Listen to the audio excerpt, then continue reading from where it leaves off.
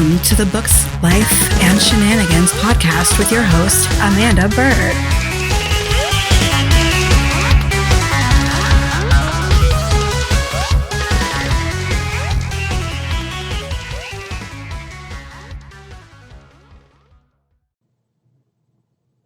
Hey, and welcome to this week's Books, Life, and Shenanigans podcast. It's been a week. It's been a week. That's for sure. It's been a week. I mean, I got nothing else for you on that. Aside from, it's just been fucking weird.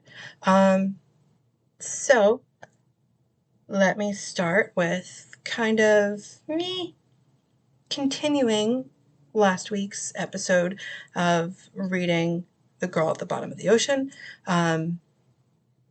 Yeah, fun times, as I will always, and probably never, ever stop reiterating like 100 times. Writing for audio is a whole lot different. So reading this out loud is going to be even weirder. So, it's just the way it is. It's not like I wrote this thinking I was going to do any kind of weird, well, not weird, but any kind of reading out loud or anything like that, because I'm just like, it's a short story. We're not going to do any kind of narration with it. But then again, when I first wrote this one, I wasn't really thinking about audiobooks at all. So there's that. Chapter 3. The days went by with not much changing. We went about our everyday lives. Dom didn't know what I was doing so many nights out, and I wasn't sure it mattered anyway. He played his games, and I stalked the girl who tried to steal him. Every night, I'd sit outside her house. Samantha was none the wiser. It must have been nice to be that ignorant. I wouldn't know. I paid attention to everything around me. Or I tried to, anyway. Like now, I'm sitting in my SUV, head on a swivel, trying to gauge if any of the neighbors might realize I've been watching. See, people generally notice a new vehicle in their neighborhood for a day or two, and then it just becomes a normal fixture. I don't trust anyone, so if I'm the neighbor, I note the tag, vehicle make and model, and color. I was fairly sure I was a cop or something in a previous life. I didn't really watch cop shows, but maybe I'd start. So many people watch them that it wouldn't be a giveaway. I took a swig of my zero sugar soda and ate a homemade potato chip. Samantha wasn't much to watch, so I played with the radio, switching from one satellite station to the next until I found something tolerable. For the cost of the subscription, I expected better music, but there were so many channels. I supposed that balanced out the lack of music. I only had a dozen or so favorite channels anyway. Samantha didn't really do much aside from cooking and sleeping and watching TV. Oh, and she read books. She read a lot of books. I couldn't tell what they were from this distance, but I would know one. Wow, okay, see, this is... I couldn't tell what they were from this distance, but I would know once I got into her house. Next week would start the illegal entry and following her to work as well as anywhere else she went. I needed to learn her routine and habits, and there's no better way to do that. It's not all boring, but it mostly is. I got home in time to shower before bed and kiss Dom goodnight. I drifted off, thoughts of murder on my mind. Let me shift this over to a different screen because that's kind of annoying. Oh, okay, so I move it over to the other screen and, no, I don't think I like that. Let's move this over to the other screen. Oh, God, I don't like that either, but whatever. We'll deal with that. Not a big deal. Excuse me. Thank you. Okay. Chapter 4. I didn't hate my job, but I didn't love it either. It paid the bills and contributed to a 401k. Dom's job also paid the bills, contributed to a 401k, plus his health insurance was better, so it paid for that too. Look, being an adult is a flat-out lie. Don't fall into the trap of thinking that life will somehow be better because it's ultimately the same as college, now with more bills to pay. The daily grind, or rat race, isn't exciting. Traffic sucks, and good luck in shitty weather. Luckily, I only had to deal with snowbirds, torrential downpours here. Snowbirds are the people who live here for 3 months a year, and the rest of the time they live up north somewhere. Most are from places like New York or even Philadelphia. Heaven help me, I despised those accents. Yet some of my best friends had them. I suppose lots of things depend on the individual, not the group. Whatever. I have dreams of bashing heads in or stabbing people to death. Other people have dreams of aliens and puppies. When I knife shop, I make sure I can use the knives multiple times on multiple people, not dinner. When Bob down the street shops for knives, he wants to make sure they slice his steak and veggies. This is who I am, and I've come to terms with it. So I got stuck in traffic on my way to work and again on my way home. I had gotten home before Dom, so I started dinner. Cutting things with the knives, not for use on people. Bummer, right? Bummer that she's not cutting people and she's making dinner. I'm kidding. Dom came in, kissed me on the cheek, and took a couple beers from the fridge. He handed me one and pulled himself up onto a chair at the kitchen island. "How was your day?" he asked, taking a full swig of his beer. Same as every other workday. No amusing drama, no one quit, and not one client yelled at any of the salespeople. I sounded mad about it. I was. I shrugged. Well, I guess that's not the same as usual. Usually salespeople get yelled at. I picked up the cutting mat and flipped its contents into the hot pan. Veggies and olive oil swizzled. They swizzled. You know, because we're eating Twizzlers now instead of veggies. Veggies and olive oil sizzled and crackled. Dom was in and out of the kitchen as I cooked dinner. It was annoying and amusing at the same time. He picked at the stir fry as I added the ingredients to it and helped with the rice, so that made up for the annoyance. His rice was always better than mine, and so I was more than okay with his help. Fucking monitor. Okay, so this monitor I didn't purchase. And the only way to hook it into any computer is via DVI in the back. So the current cable I'm using is DVI to USB-C. Usually I use the DVI to HDMI, but it's a royal pain in the ass to pull it out of the other monitor and the other computer and just switch everything over, right? So I figured, oh, look, I have this other cord, this other cable I can use. Let's see if this works. So honestly, I don't know if it's the fact that it's DVI at all or if it's just these garbage monitors. The company sent them to us. We can't do our jobs with just a fucking laptop screen. It's not even less than ideal. It's a challenge. And one of my teammates actually had to do that this week. And I'm like, girl, I don't know how you're surviving without murdering someone right now because that's fucking nuts. I can't tell you how many windows we have to have open at the same time. And to do that on a fucking Chromebook? No. But anyway, when I'm saying fucking monitor, it's because the monitor does this thing where it likes to just turn off. Like it'll go black screen, even though it's still got power. It'll go black screen and then show you shit again. So eventually I'm going to actually buy another monitor to make my life easier when doing this podcast. Because I do the video format and the audio format. So yeah, it's very interesting. Fucking sucks when it turns off.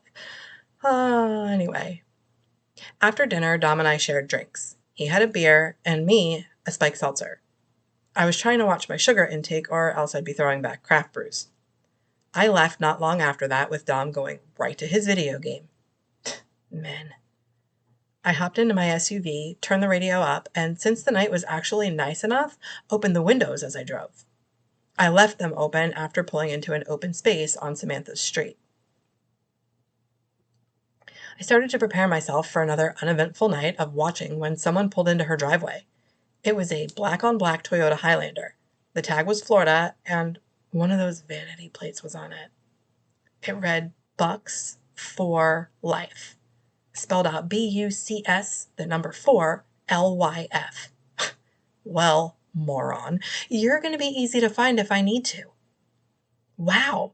I mean, my team wasn't that great, but weren't the Bucks about to fire their quarterback for being shitty? Sorry for that outburst. Okay, so this is dated. This is before Tom Brady was a Buccaneer. I think I wrote this back in like 2000. Oh, I don't even know. But it was before Tom Brady. You know, because they did fire the quarterback for being shitty. Back in reality, the dude got out of his Highlander. He had dark hair and wore jeans with a blue t-shirt. The sun was still up enough that I could see his hair shine, though it made me wonder if it was grease or product. He also didn't turn around, so I had no idea what his face looked like. The man walked to Samantha's door and pressed the button for the doorbell. She opened, hair tied up on her head in a messy bun, excited to see him. They hugged and he picked her up before she let him inside. Brother, friend with benefits? There hadn't been any obvious signs right then. I waited for the telltale noises of the latter and didn't hear any. Not that it mattered, I was only curious. It wasn't like if he had been her boyfriend, I would get out of my car and confront her. The sun set and the dark started to permeate the sky. Nothing happened to allow me any further insight to the man who had gone in. In fact, nothing happened for hours. Not even a tiny noise. Either they weren't screamers or maybe had some kinks. Who knew? It was possible they were just friends or related, but I laughed that notion away. A few more hours passed with nothing. I was about to pull away, largely because I was bored, when the door opened. The guy stepped out and turned to hug Samantha. They looked normal. No disheveled hair, her makeup was in place, the clothes they were wearing were unwrinkled. What a bummer.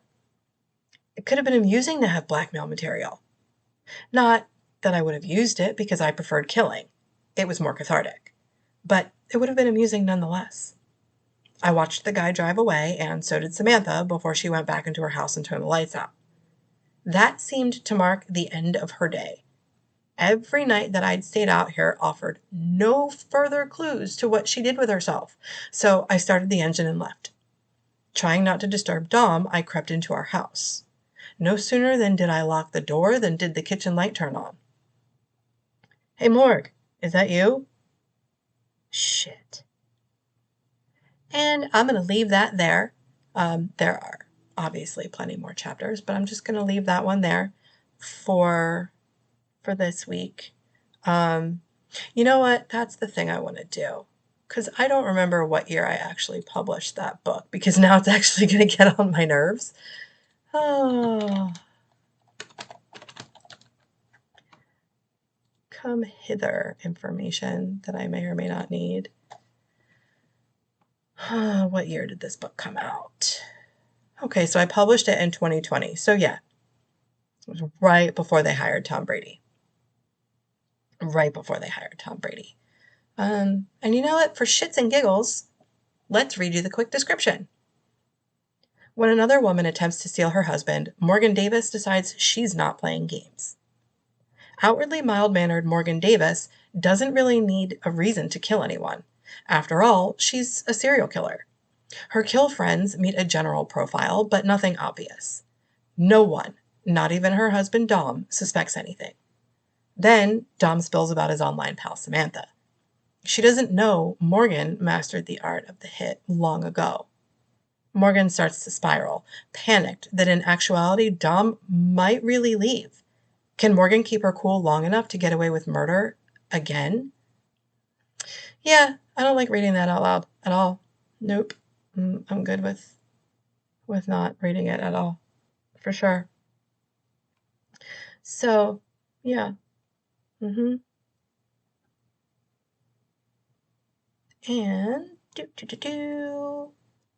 I actually might need to hijack an image. No. Not that it's the easiest thing for me to do lately when editing the video to add those images in there. It's more, You tell me, do you like it when I add the images? Comment, email amanda.bird.books@gmail.com, or even amanda@amandabird.net. Let me know. Do you like the images in the edited videos? If you don't, that's cool. I won't add them anymore. So, Today's friendly sidetrack comes to us from author Maria DeVivo. The Witch of the Black Circle. For as long as she can remember, high school senior Jophie Turner's mother has told her she is cursed by a witch. Now, it's the height of the 1980s satanic panic era, and Jophie is accepted into a circle of friends obsessed with the occult. Inspired by true events, Witch of the Black Circle is a deliciously wicked and nostalgic journey through time where the lines of reality and supernatural blur. Now, I gotta tell you, I've read this one. I dig it. I dig it a lot.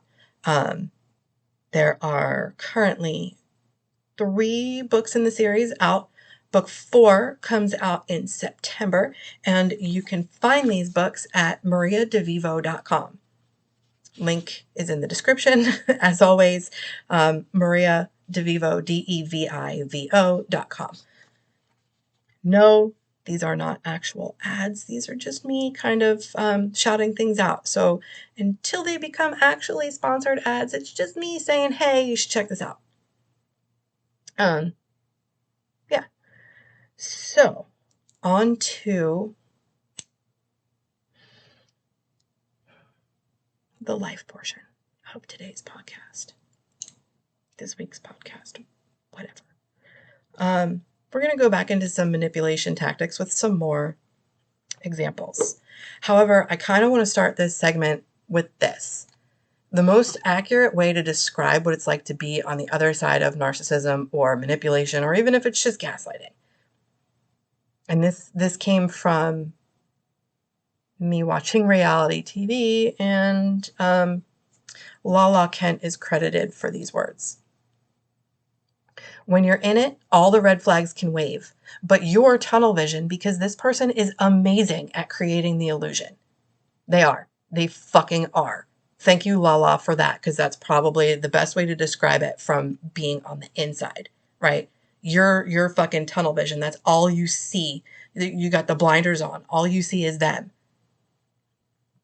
And they're so good at creating the illusion. Now, granted, a lot of us start to kind of wake up to these things. That tunnel expands and we're no longer tunnel vision. But most of the time, we're fucking tunnel vision. I saw the red flags. I specifically said to more than one friend, I need to be the martyr here. No, none of us need to be the fucking martyr. Bitch, leave. Get out. None of us deserve to be treated the way that we're treated. None of us deserve to be manipulated, gaslit, lied to, all those other fun things. So a couple of the examples I specifically have. When they say that you're accusing them of attacking you with everything they say, and then they ask you what's wrong with you, that's gaslighting. Absolutely gaslighting. And then they'll tell you that you have the victim mentality because you don't like the way that they speak to you, the tone of their voice. That's gaslighting and manipulation again. When they bring up all of the mean things that you've done, usually in response to the way that they're treating you. And when I say mean, I mean like when you tell them no. That's mean to them. They have a fucking temper tantrum, and it's that narcissistic rage that comes out. Don't believe me, Dr. Ramani, Ramani. I actually can't wait to start going through her Teachable course because your girl needs some healing, big time. Divorce isn't final yet, but I need that healing for me. Fuck him and everybody else who thinks he's such a great person, because guess what? They're all going to see it too. Ask me how I know this. He had actually said the words to me about a year ago. I really like spending time with you because I can be myself with you. I can't be myself with my friends. Well, of course you can't be yourself with your friends because they're not going to fucking put up with it. And those are actually words I have said to him. Things like, go find someone else to put up with your shit. I guarantee you they're not. Because homie's lost 2 wives to this behavior and who knows how many girlfriends. Is what it is. So back to when they bring up all the things that you've done, but they can't take responsibility for anything, especially the awful things and mean things that they have done and said. That's blame shifting, which is also another form of manipulation. Blame shifting is probably the worst bit, because they'll blame shift and then they'll say to you, well, you need to start taking responsibility for the things that you've said. And then you start taking responsibility in hopes that maybe you can lead by example, right? Because there's all of these fucking bullshit gurus out there that are like, oh, if you're the better spouse, and it's not. There's one specifically, I will not call her out by name as much as I want to. There's one specifically that if you watch her free webinar or you go through any of her stuff, she will sit there and tell you that you have to be the better wife. Bitch, no, fuck off. I've tried being the better person. I've tried leading by example. I've tried to get him on that wagon. With a narcissist, it won't fucking work. I promise you it will not work. And as I said in a previous episode, I think it was last week's episode, you know, narcissists, no, it wasn't last week's episode. Last week was burnout 2 weeks ago. Anyway, with a narcissist, it's because their insecurities are so deeply ingrained in them. It's in their bones. I'd say it's in their souls, but we'll go with bones because that's just, it's so ingrained in them that they have to project that onto someone because they can't fucking accept it for themselves. And that there is their problem. So it's not just the insecurity, it's also the level of emotional maturity that they clearly don't fucking have. I've met children with more emotional maturity than my ex-husband. Well, soon to be ex-husband. I have met fucking children with more emotional maturity. And when I say children, I mean like preteens, right? Hell, I've actually met fucking children in single digits with more emotional maturity than him.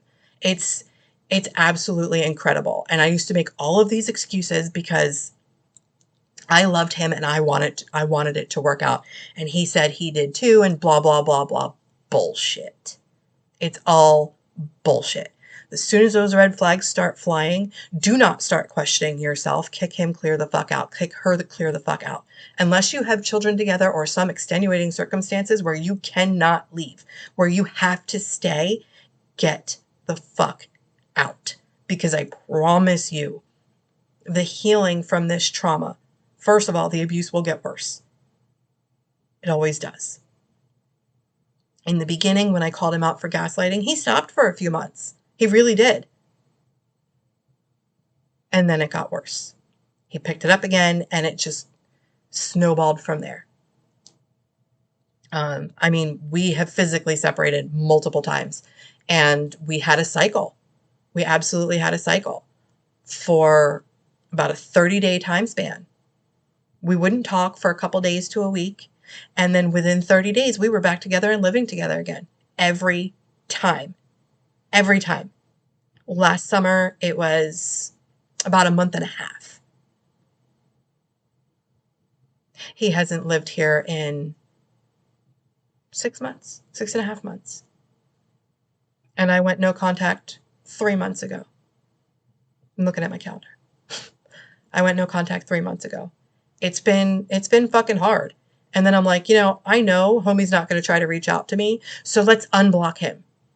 And then I say to myself, no, that's a dumb fucking thing to do. Do not unblock him. No matter how tempted you are, do not ever unblock them, because there may come a time where they come back and try to hoover you up again. And they love bomb you, and they're sweet, and they're kind, and they're caring, but you already know their bullshit. You're already wise to their bullshit. So if you want to be that person who unblocks them and then falls for their shit again, I did it. I totally did it. That's on me. And that's where a lot of my anger is right now. My anger is at me. It's not at him for being a shitty human. It's not. It's at me for letting it happen again and again and again and again and coming back, begging him to come back at one point in time. I mean, that was in the beginning. But no, it's not okay. None of it. Every time I approached him about the way that he spoke to me and how he always came across as he had an attitude, because he fucking did. Well, not always. Sorry, let's not use that word. A lot of the times he would come across as he had an attitude. And, or he would say something, perfect example. He said something about a video game subscription one time. And I was in the process of trying to set up an audiobook subscription to see if it would actually work out, where I drop a couple chapters a month and people would subscribe to that, right? He knew this. And he's bitching about this video game subscription. And I was like, well, hold on a second, because now you're making me think. And he's like, stop thinking everything's about you. And I said, first of all I'm doing is thinking that you are giving me a fucking idea that I now need to run by you because you're bitching about this video game subscription. So it makes me wonder if other people are going to think the same fucking thing. Of course, that's not how I said it to him. That's how I wanted to say it to him. But I had to be calm. Don't get me wrong. I was angry. Like, homie, fuck, no, not gonna happen. Like, fuck me, man. This is not what I'm talking about. I'm talking about this because I want to have a fucking conversation, because I want to use you as a sounding board. Like, I'm not taking it as an attack this time. Almost a lot of other times, yeah, I'm going to take it as an attack because you are judging me. You are attacking me. I don't care what you say that you're not. You're full of shit. Why would I judge you? I love you. Really? Okay. You might love me. Honestly, I still believe that he may even still love me, but I believe that he loved me while we were together. I do. In his own way that he is comfortable with loving, because he's clearly not comfortable with love, for sure. Even though he claims to be. I mean, I've seen his heart in his most vulnerable moments. When we got together, it was a rough situation for him. And, well, I probably should have ran. But no, I am empathetic, and I fell in love with his heart when I got to see it, which was pretty immediate. And he's got a great heart. It's the insecurities. They're stopping him. They're stopping him from everything he could ever possibly want in life that he could have. He could have it, but he won't, because he'll never look in the fucking mirror. As Ava Max says, you should take your little finger and just point it in the mirror, because maybe you're the problem. And they are. 9 times out of 10, they are. Is it possible for 2 narcs to get together? Probably. I mean, I've heard Dr. Romani talk about it. I've seen it in a narcissistic support group that I'm in. Like, it's all just fucking crazy. But, like, here's my thing. Most of the time, when I would go to him with concerns, he would attack me in a nonchalant, chill way. Like, you could hear it in his tone of voice. And when I would bring that up, why do you always think I'm attacking you? I don't know, because you're treating me like I'm a fucking asshole with your tone of voice. Like, I have things that I purposely go back to because it helps me to remember this is not, like, I purposely force myself to remember the bad. I really do. I do it a lot. Some days I do it more than others. I need a minute. Some days I do it more than others, because the roller coaster of emotions is, I wouldn't wish this on my worst enemy. I wouldn't wish this on him. What I do wish on him is karma. She's a bigger bitch than I will ever be. But I wish karma on a lot of people. So I wish karma on myself. If I'm a shitty person, I want it to come back to me. If I'm being shitty to someone, because I'm bitter or I'm spiteful, I want it to fucking come back to me for sure. Because that's a fucking lesson for me to learn, because that's what I do. I try to take everything as a learning experience, or at least as much as I can as a learning experience. And that is a lot of hard work, by the way. But no, I hope he gets what karma decides to dish out to him. There's nothing else for that.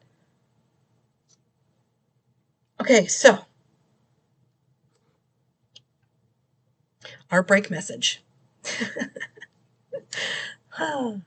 Excuse me. In the description, you will find the link for my currently ongoing Kickstarter campaign that ends this week. I believe it ends on Thursday. Click that link and find out when it ends, because, yeah, it's ending.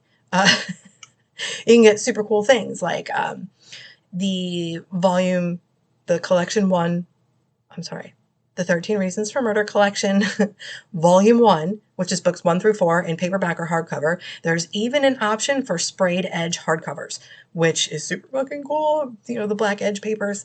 I don't know. Maybe I'll order one for myself and just make it for me because shit, that's awesome and I want it.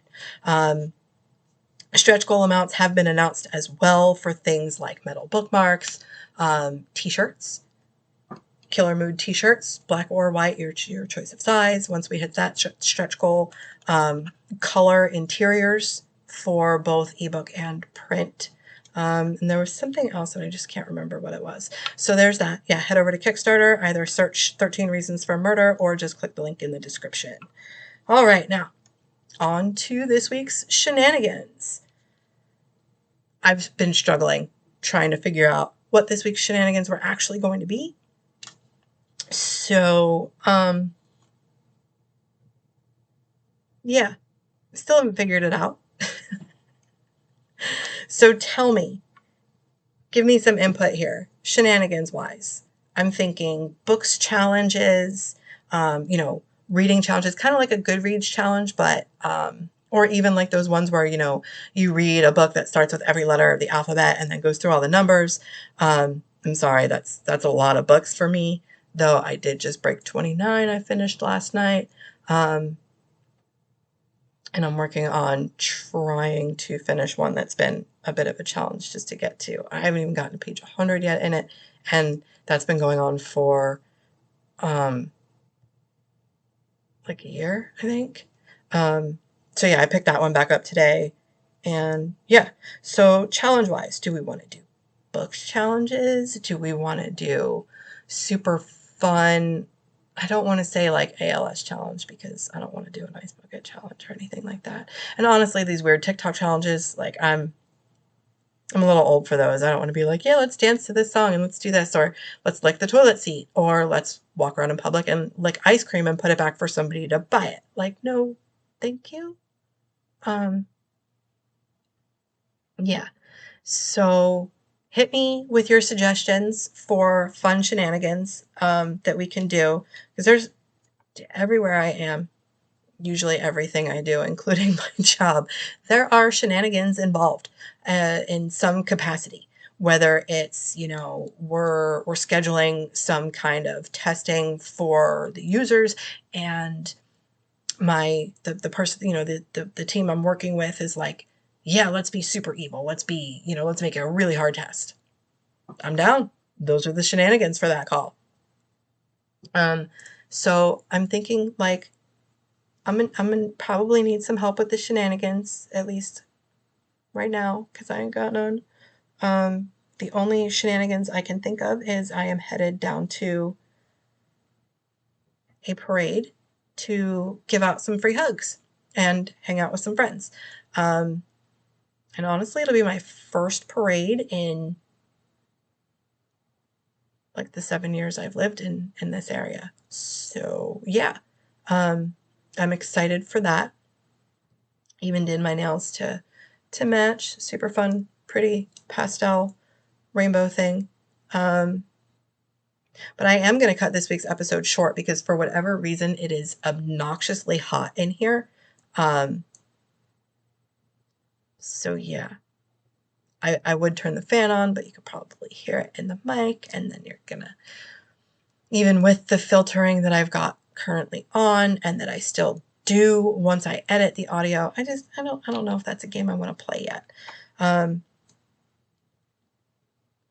So yeah, this week's episode is going to be definitely under 40 minutes, and well under 40 minutes. We'll probably end it around 35. We're at 34 just now. So that is where we're at. So yeah, tell me in the comments, shoot me an email, amanda.bird.books@gmail.com or amanda@amandabird.net.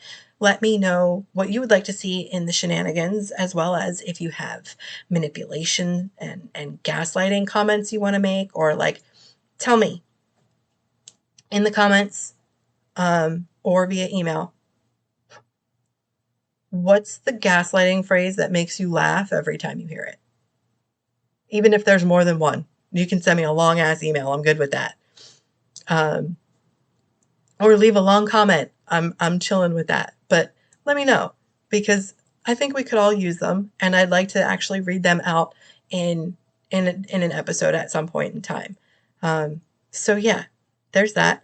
And I am gonna now stop recording and get ready to leave for the parade, because it's gonna take me like an hour to get there, and then who knows how long to find parking. So have an awesome week, and I'll see you next week.